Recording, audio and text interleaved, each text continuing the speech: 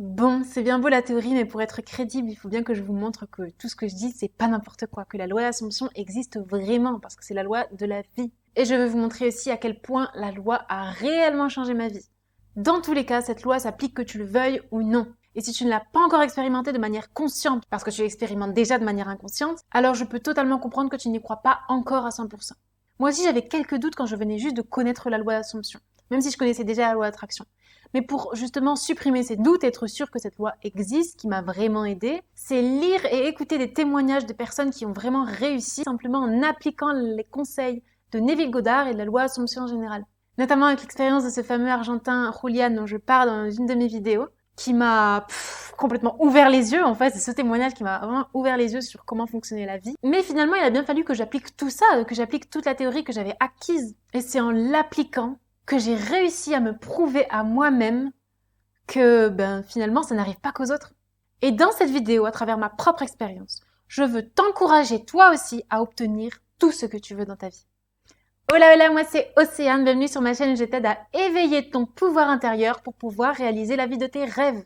Pour être totalement honnête avec vous, je manifeste consciemment des choses presque au quotidien. Et de plus en plus au fur et à mesure que je comprends la profondeur de cette loi. Cette loi, c'est surtout comprendre que tu es le créateur de ta vie.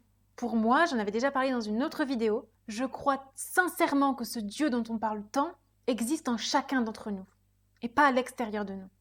Ma vie en tout cas est de plus en plus facile depuis que je m'en rends compte, parce que je sais que tout ce que je veux est accessible à moi. Et je ne veux pas te mentir non plus, je ne maîtrise pas encore la loi à 100% au point de n'avoir jamais de doute. J'ai surtout des doutes quand je cherche à manifester de grandes choses, même si finalement il n'y a pas de grandes ou petites choses. Ces petits doutes que j'ai parfois, je ne leur laisse aucune place dans ma vie. Je ne les nourris pas ces doutes, parce que je me rappelle que je suis, comme dit Neville. Bon, je ne vais pas m'étaler sur l'introduction de cette vidéo, je vais tout de suite te parler de mes expériences. Alors bien entendu, je ne peux pas te faire une liste complète de tout ce que j'ai manifesté depuis que je connais la loi d'Assomption. Pour éviter de faire une trop longue vidéo, je vais surtout te parler des expériences qui m'ont le plus convaincu que tout était vraiment possible. Je te raconte ça dans l'ordre chronologique des choses. Depuis mars dernier, mars 2021, j'ai décidé de tout quitter. Quitter ma routine de vie, ma routine d'employé, pour aller voyager. Donc en ce moment, je voyage beaucoup, je ne suis pas en France. Je suis toujours en Europe, mais dans les pays Balkans. Et le premier pays que j'ai fait en mars, c'était l'Albanie pendant 3 mois. Et pour vous raconter cette manifestation, je vous mets dans le contexte, c'était en avril, un week-end. On s'était dit avec des copines que j'avais rencontrées là-bas qu'on allait louer une voiture pour quitter la capitale et visiter un peu les villes aux alentours. Ce qui se passe, c'est que l'une de mes amies voulait conduire pour ce road trip. Donc cette amie-ci est albanaise. Et disons qu'elle a une conduite assez particulière. Elle grille vraiment plein de règles routières. Même si en réalité, absolument personne en Albanie ne respecte vraiment le code de la route. Donc, sur la route, avant même de quitter la capitale, on arrive à un feu, et là, à ce moment-là, elle veut tourner à droite. Donc, elle tourne à droite, mais en franchissant la ligne de bus. Et il a fallu qu'il y ait un policier qui soit là et qui a vu qu'elle avait complètement franchi la voie des bus. Donc, il nous demande de nous arrêter. Sauf qu'à ce moment-là, on ne pouvait vraiment pas s'arrêter. On était vraiment en plein milieu de la route, les voitures circulaient, et si on s'arrêtait, il allait y avoir un accident. Donc elle décide de ne pas s'arrêter. Bon, bien sûr, on n'allait pas s'échapper comme ça. Le policier qui nous a vus a contacté un autre policier un peu plus loin et ce dernier nous a arrêtés. Et là, donc bien sûr, il cherche à savoir pourquoi on a franchi la voie des bus et aussi pourquoi on a tenté de fuir. Mon amie albanaise lui explique tout en albanais. Elle n'a pas fait exprès, elle n'a absolument pas vu qu'elle avait franchi la voie, etc. Ok, donc il consulte son collègue à côté de lui et je sais pas, 2-3 minutes plus tard, il revient et il nous dit « Ok, ça fera X lek d'amende. » Donc lek, c'est la monnaie locale. Je ne sais plus exactement combien ça faisait, mais je me sens que c'était une somme assez importante. Parce que finalement, on a quand même franchi la voie des bus et il y avait aussi des lits de fuite. Donc mon ami cherche quand même à s'expliquer pour qu'il nous laisse partir. Et moi, dans ma tête, je flippe un peu. Je me dis non, mais j'ai pas envie de payer tout ça. À ce moment-là, je connaissais très peu de la loi d'Assomption. Mais tout ce que je me souvenais, c'est que quoi qu'il arrive, il fallait visualiser. Il fallait imaginer que ton désir était déjà réalisé. Donc j'ai commencé à imaginer le fait qu'on s'en sorte sans rien payer. Et là, pendant que mon ami cherchait à s'expliquer, le policier commence à demander à mon amie albanaise quelle était notre nationalité à moi et mon autre amie derrière qui était française. Et donc une fois qu'elle lui dit, il part consulter son collègue encore une fois. Pendant ce temps-là, je continue à me concentrer à 100% sur ma visualisation. J'imagine exactement le fait qu'on soit parti. Et j'imagine aussi le visage de soulagement de mes deux amis. J'imagine exactement que mon amie albanaise dit « Ouf, on a vraiment eu de la chance » en l'imaginant sourire en même temps. Puis là, le policier, 5 minutes plus tard, après avoir consulté son collègue, il revient. Et il commence à nous dire, ok, donc vu que tes amies sont françaises, je suis obligée de vous facturer double l'amende. Bah déjà, what the fuck? J'ai envie de dire, mais d'où ça arrive? J'ai jamais vu ça de ma vie. Mais bon, passons. Même si j'étais un peu énervée, je me suis pas trop attardée dessus. Et j'ai repris ma visualisation. Je voulais vraiment oublier ce passage. Je voulais vraiment oublier que ma pote nous a traduit, qu'il nous a demandé de payer double. Mais pendant ce temps-là, lui, il part le temps qu'on cherche de quoi payer, en fait. Donc ma pote commence à chercher son portefeuille et moi je lui dis mais non, non, non, mais non, hors de question qu'on paye, on va rien payer, c'est pas juste du tout. Donc je bouge pas d'un poil, mon portefeuille à moi reste bien au chaud dans mon sac, mais elle sort quand même ses billets. Et là, le policier revient. Mon amie est prête à lui donner l'argent, mais tout d'un coup, il commence à dire c'est bon, vous pouvez partir. Pardon? Il a voulu nous faire payer une triple amende et tout d'un coup, il dit ok, vous pouvez partir. Si toi qui écoutes cette histoire, t'as envie de penser que c'est de la chance, ok, personnellement, je pense que ça n'arrive jamais. Ou du moins très rarement, qu'un policier change d'avis comme ça sans aucune raison. Mais bon, moi je ne crois absolument pas à la chance. À moins de croire en la chance provoquée. Et là, j'ai provoqué la chance. Je sais que tout ça, c'est grâce à mon imagination. Mais c'est même pas fini. Quelques heures plus tard, on se refait contrôler. Parce que toujours mon amie albanaise a franchi une ligne blanche. Alors que finalement, le pire, c'est que personne ne respecte là-bas. Mais bien sûr, il fallait que ce soit nous et personne d'autre qui nous fassions arrêter. Bon, d'un côté, si je l'ai vécu, c'est que je me dis que j'ai manifesté ça d'une certaine manière, même si j'arrivais pas sur le coup, même maintenant, j'arrive pas à me dire pourquoi j'ai manifesté le fait que ce soit fait autant arrêter. Mais c'est pas grave, dans tous les cas, je garde toujours le contrôle. Et je me replonge dans mon imagination, pour imaginer que on s'en sort encore une fois. Effectivement, on réussit à s'en sortir la deuxième fois, mais plus rapidement cette fois-ci, il ne nous a même pas demandé d'argent. Mais comme on dit, jamais 203, et je pense que la croyance que j'ai de croire qu'il n'y a jamais deux fois sans une troisième fois, bah, elle était carrément en train de se manifester là aussi. Parce qu'on se fait arrêter une troisième fois. Cette fois-ci, c'était parce qu'elle avait été trop vite sur une route. Mais pareil, on s'en sort comme la deuxième fois, super rapidement, sans rien payer, sans rien du tout. Et je me souviens que pendant cette journée-ci, on n'en pouvait plus, on en avait marre d'à chaque fois de se faire arrêter. Jamais de notre vie s'était fait arrêter autant de fois. Et c'est vrai que pendant cette journée, je me souviens qu'on a beaucoup ressassé ces fois-ci. Les filles insistaient beaucoup sur le fait qu'elles étaient vraiment pressées que cette journée se termine. Alors que moi, je me souvenais quand même de la loi d'Assomption, je me suis dit non, non, non, j'ai pas envie de me plaindre parce que quand même, à part ça, à part ces 3 fois où on s'est fait arrêter, il s'est passé de belles choses, on a quand même visité de belles choses. Donc je voulais pas me concentrer sur les plaintes par rapport à ce qui s'était passé, mais je pense qu'inconsciemment, malgré ça, me suis plongée avec elle dans ce discours de plainte et j'ai manifesté une dernière chose. Le soir, la nuit, donc finalement c'était plus mon amie albanaise qui conduisait, mais c'était mon autre amie française. Et il faisait nuit. On rentrait justement vers la capitale, on était juste pressés de rentrer. Et là, il s'avère que mon amie française qui conduisait n'avait pas du tout allumé ses feux.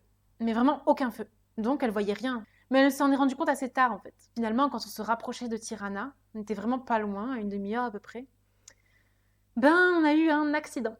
Bon, l'accident là, j'en suis sûre et certaine, je l'ai manifesté. Pas simplement parce que je me suis plainte aussi de la journée, mais aussi parce que je sais même pas combien de fois dans ma vie j'ai imaginé depuis petite, que je vivais un accident, mais sans même vouloir le vivre, mais simplement parce que j'avais peur. J'avais juste peur que ça arrive, donc j'imaginais, je sais pas pourquoi. Et je l'imaginais en ressentant que c'était réel, c'est-à-dire qu'en imaginant moi-même, ben, je ressentais que j'avais vraiment peur, etc. Donc la peur a manifesté la peur, bien sûr. Le jour était venu de mon premier gros accident. On avait vraiment eu l'impression que la voiture avait fait 2-3 tonneaux et que tout allait se terminer. Et en fait, pendant qu'on était à l'intérieur de la voiture, pendant que la voiture faisait des à-coups mais super forts, ben, pendant que les filles criaient, moi je criais aussi un petit peu, mais intérieurement je me disais tout va bien, tout va bien, tout va bien, tout va bien, tout va bien. Je me forçais à croire que tout allait bien. Et je savais qu'on allait bien s'en sortir. Et effectivement, on s'en est sorti, sans aucune blessure, rien du tout. Mais en fait, quand on est sorti de la voiture après, on s'est rendu compte que c'était rien en fait. La voiture, elle est juste passée sur une sorte de trottoir, une bordure, je sais pas comment appeler ça. Mais sauf qu'elle elle est passée tellement à toute vitesse que les secousses étaient énormes de la voiture. Mais c'était pas grave finalement. Bon voilà, je vous rassure, c'est la fin de l'histoire. Après, on est rentré, c'est juste qu'on a dû payer pour remplacer une roue, mais à part ça, même la voiture n'a eu aucune trace, aucune rayure ou quoi que ce soit, rien du tout. Ma deuxième histoire, c'était fin juin. Et à ce moment-là, j'étais obligée de quitter l'Albanie parce que j'avais passé 3 mois et mon visa expirait. Mais quand j'ai vraiment dû partir, le jour J, j'étais vraiment, mais vraiment dégoûtée. Parce que j'ai tellement adoré, mais vraiment adoré l'Albanie. C'est un de mes pays coup de cœur. Je ne voulais pas partir en fait, je voulais vraiment pas partir. Donc j'ai pris le bus pour partir dans le pays le plus proche, qui était le Monténégro. Mais j'étais tellement en déprime que j'avais même pas envie d'y aller. Pourtant, j'ai entendu plein de choses par rapport au Monténégro, comme quoi c'était magnifique, etc. Mais en fait, je m'en fichais. Pour moi, dans ma tête, j'avais juste l'Albanie. L'Albanie, c'est tout. À ce moment-là, j'étais tellement dans l'Albanie pour vous dire que je pensais vraiment pas trouver mieux dans les Balkans. Alors que pourtant, j'avais rien vu des Balkans en ce moment-là. Mais j'y suis allée toujours avec cet état d'esprit. Et effectivement, mon petit Dieu intérieur m'a écouté et a manifesté ça.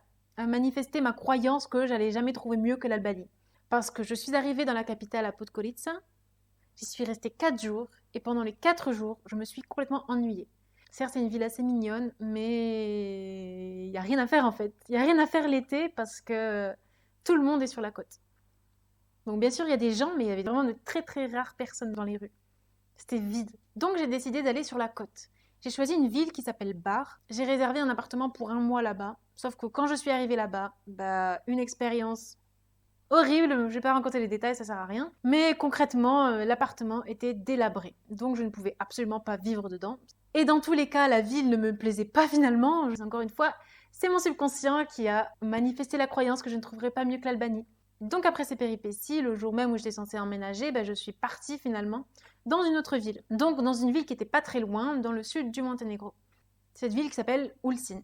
Et en fait, j'ai atterri dans la ville qui allait être complètement le coup de cœur de tout mon voyage. Si vous suivez bien cette histoire, vous pouvez peut-être vous demander, mais comment t'as atterri dans une ville qui allait être ton coup de cœur si justement ta croyance était toujours que t'allais pas trouver mieux que l'Albanie? Et effectivement, j'avais pas enlevé cette croyance-là en fait de ma tête. Et en fait, Ulcin, c'est la manifestation de cette croyance encore une fois. Pourquoi? Parce que Ulcin, c'est une ville qui a 90% albanaise. Donc en fait, quand j'ai atterri là-bas, je me suis rendu compte que j'étais en Albanie presque. Cette ville appartenait avant à l'Albanie. L'histoire est en grande partie albanaise. Donc dans la logique de mes croyances, mon subconscient m'a mené vers le chemin de ces croyances justement, en manifestant des choses en faveur de cette croyance. C'est comme ça que ça se passe. Et il m'a mené vers le chemin d'Ulcin, pour que je puisse retrouver la culture que j'ai tant adorée, la culture albanaise. Mais honnêtement, en fait, au moment où je suis arrivée à Ulcin, j'avais aucune idée que c'était une ville albanaise, en fait. J'avais vraiment aucune idée, je m'étais absolument pas renseignée sur cette ville. J'avais aucune connaissance de l'histoire riche de cette ville que j'adore. Donc quand j'y suis arrivée, je me sentais toujours mal, en fait. Je me sentais toujours déprimée, etc. J'avais peur de pas me faire autant d'amis que je m'en étais fait en Albanie. J'avais peur que ça ne me plaise pas, j'avais peur, voilà, j'avais des peurs. Donc je m'enfonçais toute seule dans cet état de conscience de peur, de déprime. Comme si j'avais oublié qu'en étant dans cet état de conscience aussi négatif, j'étais en train de créer des croyances négatives. Finalement, c'est comme si j'avais oublié la loi en fait. Mais c'est vrai qu'à ce moment-là, j'étais quand même encore assez peu dans la connaissance profonde de la loi. Du moins beaucoup moins que je le suis aujourd'hui pour pouvoir vite me remettre de cet état négatif. Cet état de conscience a complètement, encore une fois, manifesté une chose, la solitude. Je me sentais seule, même si je venais tout juste d'arriver à Ulcin, je me sentais complètement seule. Alors je me souviens que j'étais tellement mal, en plein dans cet état de conscience de solitude, que j'ai commencé à envoyer des messages à mon groupe d'amis en France. Et j'ai commencé à raconter le fait que je suis dans une nouvelle ville, mais je me sens seule, blablabla. En fait, concrètement, je me plaignais. Je me plaignais, oui. Tout ça pourquoi? Pour manifester encore plus de choses pour lesquelles me plaindre. Alors en ce moment-là, au moment même où j'ai envoyé ce message finalement, je me rends compte de ce que je fais en fait. Je suis en train de me rendre compte. Et je suis en train de me dire à moi-même, ok, mais Océane, tu fais quoi là? T'es en train de faire quoi? Toi-même, t'as une chaîne YouTube, tu dis qu'il faut arrêter de se plaindre parce que les plaintes ont leur pouvoir et manifestent justement encore plus de plaintes. Et c'est ce que t'es en train de faire. Pourquoi tu fais ça si tu sais que toi-même, le fait de te plaindre, ça amplifie encore plus ces problèmes? C'est ce que t'as réussi à faire finalement en manifestant tes galères et en manifestant ta solitude. Alors ressaisis-toi. Alors je me suis écoutée, j'ai écouté cette voix intérieure et je me suis dit non, non, non, stop. Et j'ai arrêté de me plaindre. Et je me suis rappelé que pour se sentir bien en général, il faut provoquer le bien-être. Il ne faut pas attendre que les circonstances extérieures viennent te montrer que tu peux être bien maintenant que tu as ça. Non, parce que finalement, pour que les circonstances extérieures te fassent sentir bien, il faut déjà que tu te sentes bien toi-même. Donc ce que j'ai fait, étant donné que me sentir mal ne menait à rien du tout, je me suis tout de suite mise dans un état de conscience de bien-être, dans un état de conscience plus agréable, où je me sentais bien sans aucune raison. Puis ensuite, j'ai renvoyé un message à mes amis en leur disant que c'est bon, j'ai changé mon état d'esprit, maintenant tout va mieux, je sais que tout va bien. Et je me sentais bien en fait, je me sentais bien, c'est fou parce que j'avais absolument besoin de rien, pour l'instant je me sentais bien. Et je suis sortie me balader en ville tranquillement, je prenais des photos, etc. Et ce qui est drôle, c'est que tout a changé. Grâce à mon état d'esprit, tout a changé. Donc après m'être baladée, je me sentais assez fatiguée parce que j'avais beaucoup marché. Donc, j'essaie de me poser un peu. Et là, je vois énormément de café, je ne sais pas où m'installer. Et donc là, pour le choix du café où j'allais me mettre, je pense que c'est mon subconscient qui a choisi concrètement. Parce qu'encore une fois, étant donné que je me sentais mieux, bah automatiquement, j'allais manifester des meilleures choses. Donc, je me suis dirigée vers un certain café, qui est devenu finalement le café où je passais le plus de temps pendant mon séjour. Et je suis restée là pendant 1 heure ou 1 heure et demie, je ne sais même pas, le temps est passé vite finalement. Donc au bout d'un moment, je commence à, j'appelle le serveur, je paye et j'allais partir. Jusqu'à ce que une fille vient me voir à la table où j'étais. Et elle me demande si elle peut s'asseoir avec moi. J'étais étonnée, je lui dis bah oui, oui, bien sûr. Même si je comprenais pas, j'ai accepté. Et elle a commencé à faire connaissance avec moi. Et elle a commencé à me dire qu'elle était elle-même étonnée de me voir seule dans cette ville, parce qu'en fait, elle venait justement de cette ville où elle a l'habitude normalement de voir que des touristes albanais, albanais de l'Albanie ou albanais du Kosovo. Donc on parle pendant longtemps, on fait connaissance et en fait cette personne est devenue ma première amie, que j'ai manifestée bien sûr, grâce toujours à mon état d'esprit. J'en suis sûre, j'en suis convaincue que c'est grâce à mon état de conscience que j'ai changé. La solitude n'était plus là, la solitude n'existait même plus, parce que je me sentais déjà bien avec moi-même. Donc après avoir passé du temps avec elle, le soir, je rentre dans la famille où je vivais, donc j'étais dans une chambre d'hôtes, et la fille de la famille, qui avait presque mon âge, me propose aussi qu'on fasse connaissance. Alors que je pense que c'était vu la veille, elle m'avait absolument rien proposé. Donc encore une fois, je pense que ce n'est pas par hasard. Donc entre le moment où j'étais dans un état de conscience de déprime et le moment où j'étais dans un meilleur état de conscience plus agréable, il y a énormément de choses qui ont changé. Surtout que ça s'est changé hyper rapidement dès le moment où j'ai changé mon état de conscience. Avant, j'incarnais la personne qui était mal, qui était en déprime, qui se sentait pas bien et qui voulait juste être en Albanie. Après, j'ai incarné la personne qui se sentait bien. Quoi qu'il arrive, je me sentais bien. C'est ça la différence. Et c'est là où tout a joué. Et là, j'ai parlé que de mes 2 amis, mais après, ça allait super vite. J'ai rencontré très facilement des gens. Troisième histoire qui n'a absolument rien à voir. Pour moi, cette histoire est énorme. Et c'est vraiment là où je me suis vraiment rendu compte de mon pouvoir intérieur. Avant que je commence à voyager en mars dernier, je vivais à Barcelone, en Espagne. Donc j'y ai vécu 1 an et demi. Donc bien sûr, en 1 an et demi, j'avais mon appartement, donc j'ai accumulé des affaires. Quand j'ai décidé de partir de Barcelone pour aller voyager, je ne suis pas passée du tout par la France. Je suis partie directement en Albanie. Ce qui fait que finalement, toutes les affaires que j'avais accumulées pendant 1 an et demi dans mon appartement, il fallait bien que je les laisse quelque part. Donc j'ai loué un local, une box, que je payais tous les mois pour pouvoir garder mes affaires. Et pour éviter aussi de payer un appartement inutilement. Et je me suis dit, au moment où je déciderai de rentrer en France, je repasserai par Barcelone où je récupérerai mes affaires. Donc cet été, en juillet, je suis rentrée en France pour 1 mois. Et c'est début août que je me décide d'aller chercher les affaires, d'aller à Barcelone. Sauf qu'il me fallait une voiture, parce que j'avais énormément d'affaires. Et j'ai pas de voiture en France. Alors ce que je fais, c'est que je regarde les locations de voitures sur Internet. La meilleure solution pour moi pour éviter de payer inutilement des charges, des frais, les péages, l'essence, etc., c'était de prendre simplement une location en aller simple. Donc finalement, ça veut dire récupérer la voiture à Barcelone et l'amener dans une des agences la plus proche de chez moi. Donc je me suis dit Toulouse. Sauf que en réservant directement vers une agence de location de voiture, ça coûte normalement extrêmement cher de payer juste l'aller simple. Parce que quand tu prends une voiture dans une agence A et tu la déposes dans une agence B, l'agence principale, la compagnie, elle va te facturer les frais de retour de la voiture. Même si c'est pas toi qui la retourne, dans tous les cas, tu dois quand même payer ses frais. Donc j'ai décidé de ne pas directement réserver dans une compagnie de location de voiture, mais plutôt sur un site intermédiaire en fait. Je vais pas en faire la pub, mais en gros c'est un site qui te permet de louer une voiture pour un aller simple pour seulement 1 euro. Pourquoi c'est si peu cher? Finalement c'est juste parce que tu rends service à l'agence de location qui veut le retour de la voiture dans son agence. Donc en rendant service finalement tu payes rien, juste 1 euro symbolique. Mais à côté de ça, bien sûr, tu dois payer l'essence et le péage si tu passes par les péages. Bon, moi personnellement, j'essaie d'éviter les péages. Sauf que je sais pas pourquoi. Je sais absolument pas ce qui m'est passé par la tête. Mais je me suis dit sur le coup que non, moi j'allais rien payer du tout. Juste les 1 euro, mais sinon j'allais pas payer d'essence, rien du tout. Dans ma tête, je sentais que j'allais rien payer. Bon, sauf que déjà, avant tout, il fallait que j'ai une voiture, que je réserve. Sauf que pendant plusieurs semaines, je regardais toujours ce site et il y avait très peu d'options. Enfin, finalement, il n'y avait aucune voiture disponible pour un trajet entre Barcelone et Toulouse aux dates que moi je voulais. Mais étant donné que je m'étais remise à fond dans la loi d'Assomption et dans les enseignements d'Enneville, à ce moment-là, je savais que rien ne pouvait m'arrêter, je savais que j'allais trouver un trajet quoi qu'il arrive. Donc mon objectif, c'était le 3-4 août, je pars à Bordeaux rendre visite à des amis. Puis de Bordeaux, le 7 août, je vais directement à Barcelone en bus. Et ensuite, le lundi, je rentre en France avec toutes mes affaires en voiture. Et je visualisais déjà cette image. Sauf que, bon, quand je suis partie à Bordeaux, j'avais toujours pas de location. Donc bien sûr, étant donné que c'était assez pressé, c'était assez urgent, je stressais un petit peu. Mais j'attends et j'ai confiance. Parce que j'avais tout prévu, j'avais déjà acheté mon billet pour Barcelone, etc. Et finalement, si ça se passait pas comme prévu, ben, ça veut dire que je dois retourner à Barcelone des mois plus tard. Donc finalement, je paye encore plus de temps de location de box pour mes affaires. Et ça, j'avais absolument pas envie. Alors je me suis pas laissé le choix que de réussir mon plan. Donc j'ai imaginé que j'étais dans cette voiture. J'ai imaginé que, en étant dans cette voiture, en conduisant, je mettais la musique, j'étais à fond, j'étais trop contente, j'étais confiante et que je me dirigeais directement vers chez moi. Que derrière, j'avais toutes les affaires et que d'ailleurs, j'avais tellement d'affaires que je pouvais pas voir dans le rétroviseur intérieur. Je m'étais vraiment imaginé le plus possible, en ressentant que c'était vrai. Et surtout, ressentir cette tranquillité que c'est bon, je déménage enfin.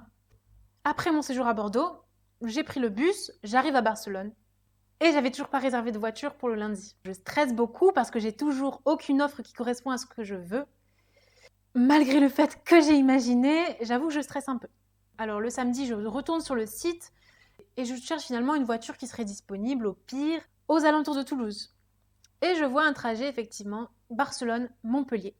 Il y avait une seule voiture, une unique voiture qui était disponible pour dimanche, donc le lendemain. Bon, en réalité, Montpellier, c'est pas si proche de Toulouse. Ça me fait un long détour. Là, j'ai une pensée qui me dit « Bon, c'est pas grave, tant pis, je fais le détour à Montpellier, je vais perdre un peu de temps, mais tant pis. Ça me fait des charges supplémentaires au niveau de l'essence, mais tant pis, c'est pas grave. » Et donc, j'ai réservé ce trajet à 1 euro Barcelone-Montpellier. Et là, dans ma tête, je suis en train de me dire « Mais non, Océane, non, non, non, non, non, non. Souviens-toi de la loi d'Assomption.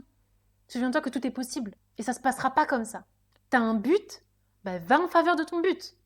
Ne dis pas tant pis si ça t'arrange pas, Océane. » Et là, je me réimagine la même scène que j'avais imaginée avant, mais en ajoutant la vue sur le GPS qui indiquait mon trajet vers Toulouse. Je l'ai imaginé très rapidement, en 2-3 secondes, mais j'ai quand même réussi à sentir que c'était vrai. Sauf que cette fois-ci, au lieu de me dire que je partais lundi, je partais dimanche. Alors, je me focalise, malgré ma réservation pour Montpellier, sur le fait que j'ai mon trajet Barcelone-Toulouse. Pas lundi, demain. Pas Montpellier, Toulouse. Et je me visualisais une scène supplémentaire où j'imaginais que lundi, j'étais déjà chez moi. J'imaginais que je déballais toutes mes affaires du coffre et que je les amenais directement chez ma mère. Bon, en réalité, j'avais quand même des doutes. Franchement, je peux pas le nier, j'avais toujours des doutes, des légers doutes. Mais je laissais jamais la place aux doutes. Au fond de moi, la confiance était bien plus forte que les doutes. J'avais réussi à convaincre ma conscience que c'était vrai, même si je ne le voyais pas. Le dimanche, le soir, je me dirige comme prévu vers l'aéroport où l'agence se trouve. Je sais pas pourquoi, c'était la seule agence où il y avait du monde à ce moment-là, donc j'ai pris un ticket et j'ai dû attendre. J'ai patienté un peu. Et là, mon tour est venu. Et donc j'explique à l'agent que j'ai réservé une voiture Barcelone-Montpellier pour ce soir. Je montre mon permis, mon passeport, et là, après quelques minutes, la personne qui s'occupait de moi commence à chercher dans son ordinateur et commence à me dire écoutez, j'ai pas de réservation à votre nom. Donc moi, toute confiante, je montre la confirmation de réservation que j'avais reçue par email, en expliquant que je n'avais pas réservé directement sur le site de l'agence, mais que je suis passée par ce fameux site de location à 1 euro. Il me dit ah ok d'accord, mais vous savez, je devrais quand même vous voir normalement dans les réservations, enfin ça change rien que vous soyez passé par cet intermédiaire, mais là je vous avoue que je vois pas du tout de réservation à votre nom. Mais le souci c'est pas que je vois pas votre réservation, mais c'est surtout qu'en fait on n'a plus de voiture disponible. Garde ton calme, Océane. Je commence à stresser, j'avoue. Et je lui dis, mais c'est pas possible, enfin, j'ai réservé, je comprends pas pourquoi il n'y a pas de voiture disponible. Il commence à me dire qu'il va aller voir avec sa chef ce qu'il peut faire.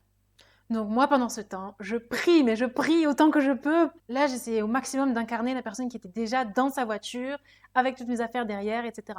Et à peu près 20 minutes d'attente après, il me dit qu'il a une voiture disponible, mais les personnes qui ont loué la voiture arrivent seulement dans 2 heures. Donc en fait, il fallait que j'attende 2 heures. J'étais complètement soulagée. J'ai vraiment ma voiture. Et du coup, en passant, je lui demande quand même, mais du coup, est-ce que je pourrais l'amener à Toulouse, cette voiture? Ou je suis obligée d'aller à Montpellier? Non, non, non, ça change rien. Vous devez absolument la rendre à Montpellier parce que l'agence de Montpellier, elle attend d'avoir le retour d'une voiture. Donc, éventuellement, si vous voulez l'amener à Toulouse et pas à Montpellier, vous pouvez, mais vous paierez un supplément et je pense que c'était à peu près une centaine d'euros. Et je me suis dit, non, non, non, hors de question. Donc, je patiente dans l'aéroport pendant 2 heures, toujours en continuant d'imaginer, mais aussi en essayant de penser à autre chose.